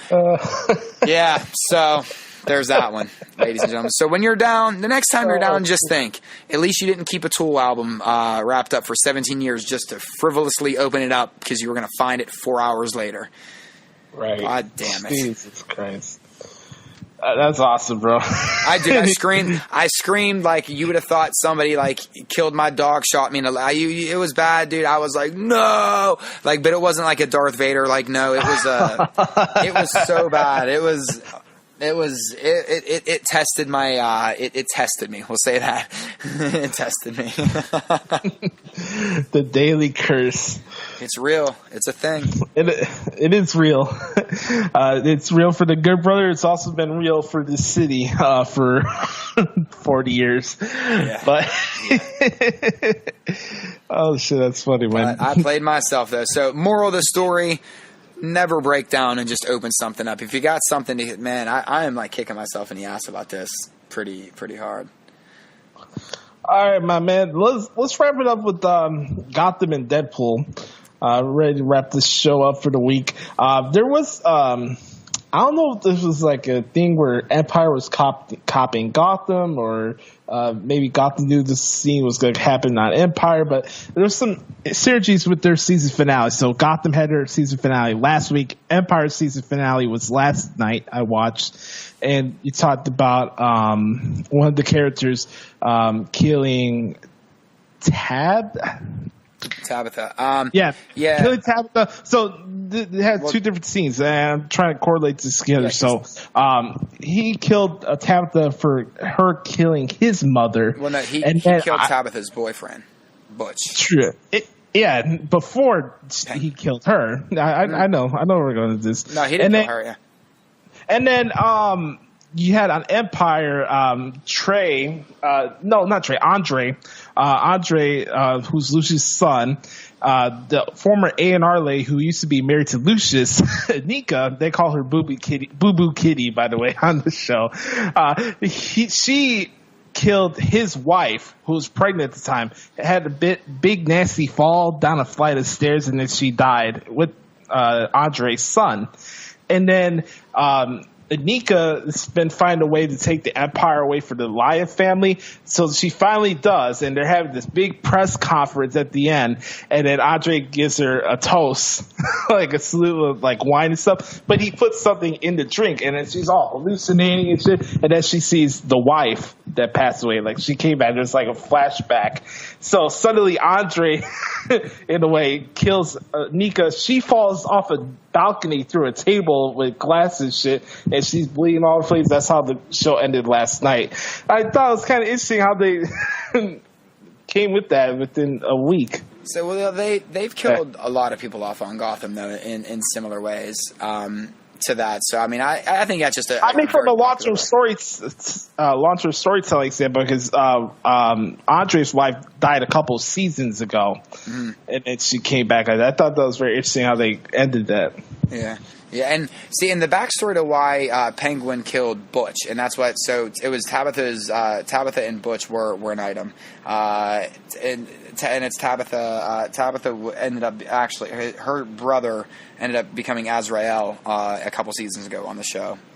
Theo Galavan, I think was his original name, and he became Azrael. Her name's Tabitha Galavan. It was his, but she started dating Butch. Butch used to be Penguin's right-hand man, and then Butch turned on Penguin, and a lot of other shit happened, but Tabitha killed Penguin's mother. So Butch got killed, got brought back to life because of the Indian Hill experiment to Solomon Grundy. Hugo Strange was able to bring Butch back, and Penguin actually took Butch to get fixed from being Hugo Strange, to Hugo Strange to get turned back from Solomon Grundy back into Butch. So that's why that big twist was so. And I knew it was coming because you don't forget. I mean, Penguin wasn't going to forget someone killing his mother, and it wasn't about killing Tabitha. It was about making her hurt just like Penguin hurt. It's about making her live with the same pain that he lived. So and from what I read from the screenwriters, Butch isn't coming back. They're not thinking about reincarnating him. Like Josh, I want to talk about this. We kind of saw Romeo and Juliet and to Ed Nigma, the Riddler, and Lee Tompkins. with them stabbing each other and kissing each other, and as they fall. But you saw at the end they were taking the Hugo Strange as well. I think what's going to go on in the final 13 episodes is Hugo Strange is going to be able to shut off. If you've been watching Gotham, you know that Ed Nigma has been kind of battling split personality disorder between himself and the Riddler. He's kind of been both characters and both, but in a different way than Jerome and Jeremiah. He actually has split personalities. But I think Hugo Strange is just going to completely turn off the Ed Nigma side. As far as Lee Tompkins goes, they're rumoring that Lady Shiva is going to be in next season, and I think she's going to get turned into Lady Shiva. So I think that's where I think those two characters. So I don't think that those two. I don't think they're going to totally be killed off. I think during the reboot they're going to get rebooted. Brother, I'm kind of stunned that they're holding on to the fact that Selena Kyle's the one that took Joker's bullet, or Jeremiah's bullet, whatever you want to call it. It's typically Gordon's daughter, which Gordon doesn't have a daughter, so I'm sure they had to shift it somehow. But if she's to become Oracle, in the reboot, which would be kind of awkward, but it's a different way of Gotham does things. I in a way can see Tabitha becoming Catwoman. Sam and I've always talked about that. She's kind of had a Catwoman thing to her. It wouldn't tie in and make much sense with Bruce Wayne though either. I don't know. I don't know what they could do. They did tease two very interesting characters that I didn't even really know that much about. Their characters are named Mother and Orphan. If you get a chance and you're a fan of Batman lore or Gotham or whatever, please look up those characters. It's a very, very, very dark and twisted kind of angle that they're going to go with. It seems like in the last 13 episodes. But Josh, so now I've been talking him up. What did you think of Cameron Monaghan's? You saw the end of his Jeremiah. You saw kind of. You didn't see that Jerome went through a couple different transformations, but Jeremiah kind of stood very, Jeremiah at the end, basically Joker. What did you think compared to, I guess other Jokers, or was it what you thought? It was actually better than I thought it was going to be honest with you. I want to give a shout out to him. I don't know how old Cameron is, but if he's in his mid-20s, that boy got a good future ahead of him. He's even young, if it's maybe he could have his own Joker movie by himself down the road. I think that'd be pretty cool. But just from my experience watching him for this episode and some of the highlights I saw from the previous weeks as well as I was leading up to the season finale, I thought it was very cool. I thought there was a certain uncomfortability, eeriness, and just what's coming next? I don't know if he's gonna snap. It wasn't an over the top Joker where he's just yelling just to yell or this and that. It's mind numbing, mind fucking you. Yes. And that's what I really enjoyed about Cameron's interpretation during the show. And then just all the action scenes as well, where all the shootings are going down, the city's going all over the place, and I thought it was really awesome. And I just looked it up. Cameron Monaghan right now is 24 years old. He'll be 25 in August.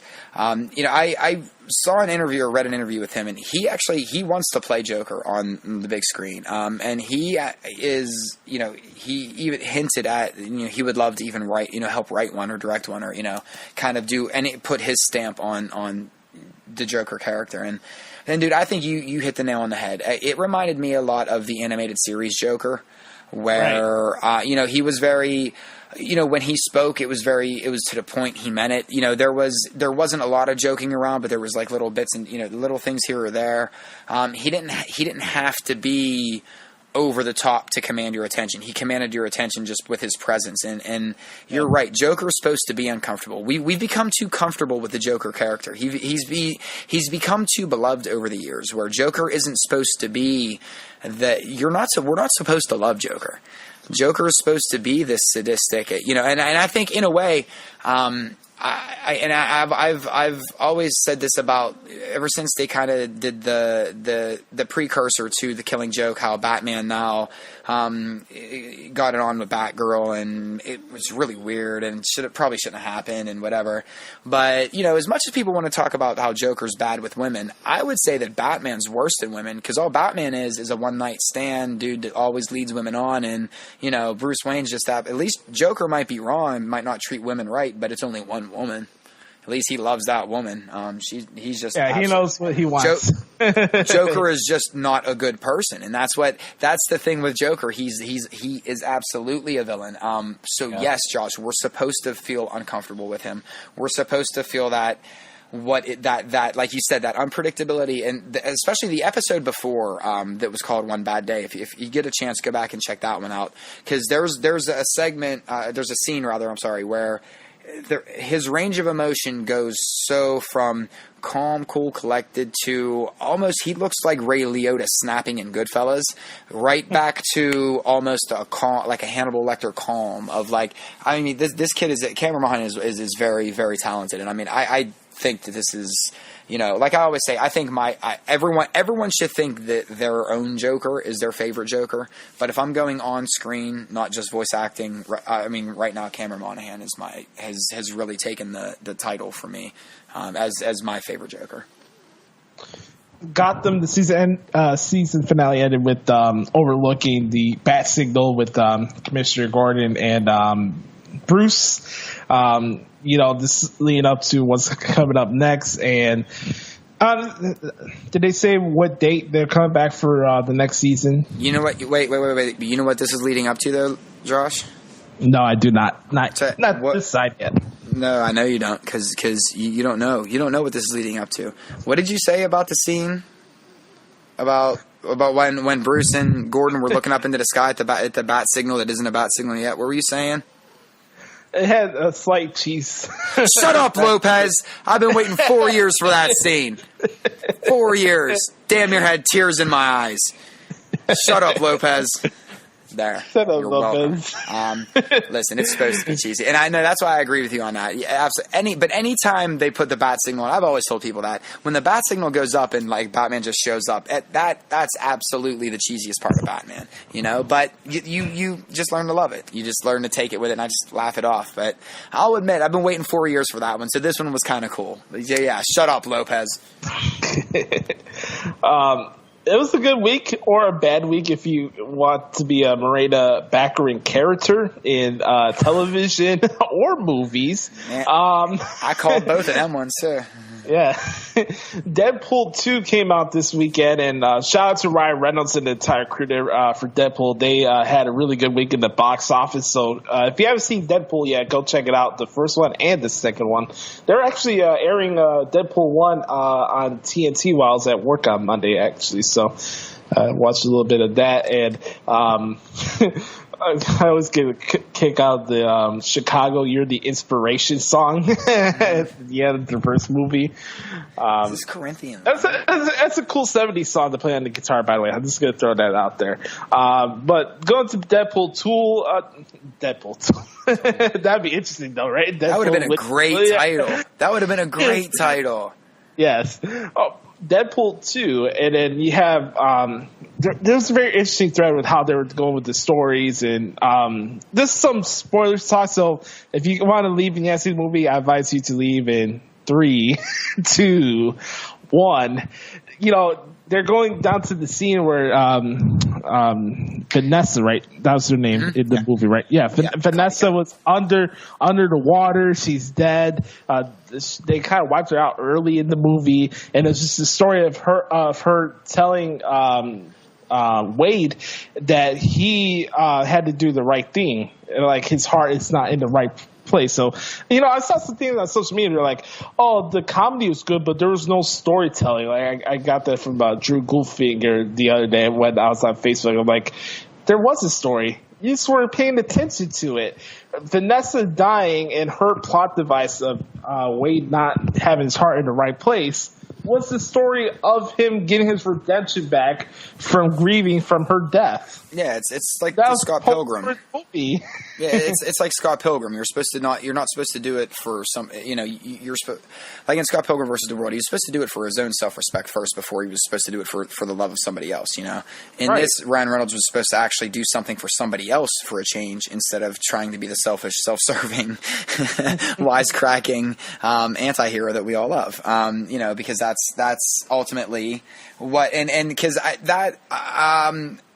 that's why I thought that Miranda Baccarin that Vanessa was going to get killed off, because in a way Deadpool needs nudged. He needs a reason to get really pissed off and to go out and kind of, yes, he's still a merc. Yes, I understand, but to really get a Deadpool story going, you really, like, there has to be some sort of tragedy.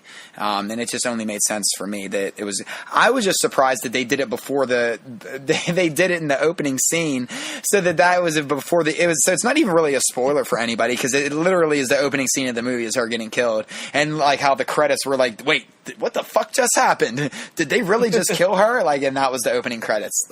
Little things like that. Yeah, I think that go underappreciated with the Ryan Reynolds Deadpool franchise. And when he puts in stuff like, it's just lazy writing. I love that. Love that. Love it. Just out of the blue, yeah. Ryan Reynolds is talking to himself while the movie's going on. I think. How about this though? This is one of my favorite comedy lines. There was a lot of good shit for his comedy. There's some good stuff, but like towards the end where they're like having the team walk together, and he's like, "There's a splinter of diabetes." It's like a roll call of all these, and then also the one scene where they have the X-Men all standing there in a room just nonchalantly while he's walking in the house. That was great. He's like, "What? Couldn't the budget afford another X-Man?" And then all of a sudden the doors just open up. And we won't tell you who's in the room, but there's a lot in the room. I liked all the callbacks where he keeps going back to the Wolverine X-Men Origins movie. I'm glad they finally put that to rest, I guess is the best way of saying it without spoiling some things with that.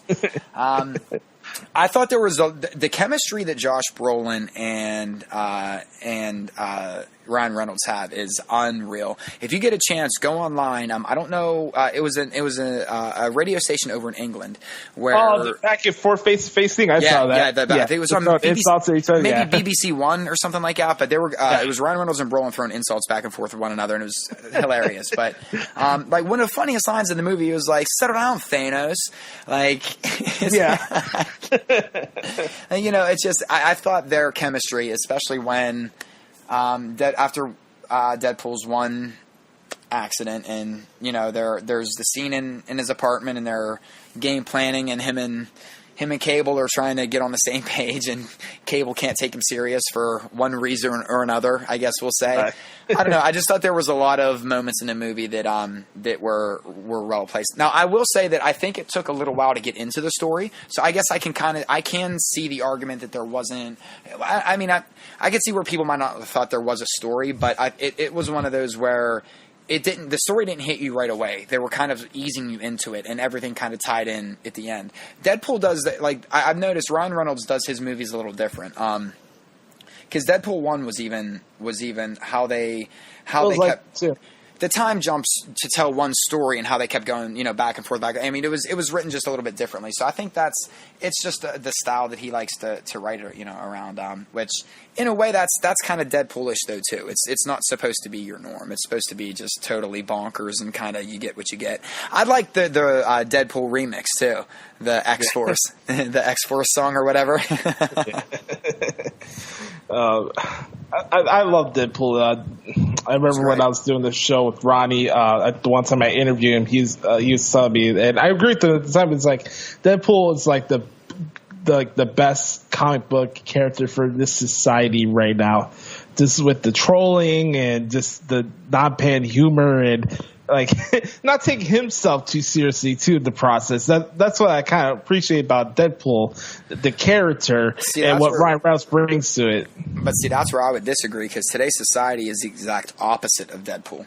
Like societies, No, they're too from the good sides of it. I'm not talking about like overreactionary stuff. Oh well, no, but that's all society like is now. Cure for today's society. You know, it's a good cure for today's society. Yeah. So if you guys ever see Deadpool, go check it out. It's out in your movie theaters. If you happen to be in a city that actually provides recliners, take advantage of it if you can, because it's a good movie experience, as Brother Joseph was detailing to me before we were coming on air today. So I love Deadpool. I thought it was very cool. I don't know if they'll do a third one yet. I don't know if they announced that or not. But they're doing a third one. They're doing a third one? Yeah, they're doing a third one. Because the end scene after the credits, where he gets Cable's toy and he starts playing with Cable's toy.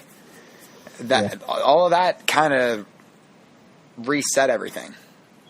So anything can happen, and because they were like, well, what are you going to do in a third one? And they've already been addressing, well, we kind of left it open for that we can do whatever we want, because we in a way, Deadpool 2 didn't even, I mean, it happened, but kind of didn't, if you think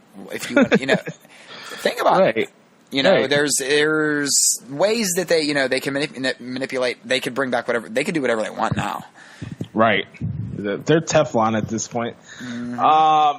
So we're going to wrap it up right there, ladies and gentlemen. I want to thank you guys so much for checking out episode 107 of the Josh Lopez Wrestling Podcast. I have no Star Wars references to mention this week.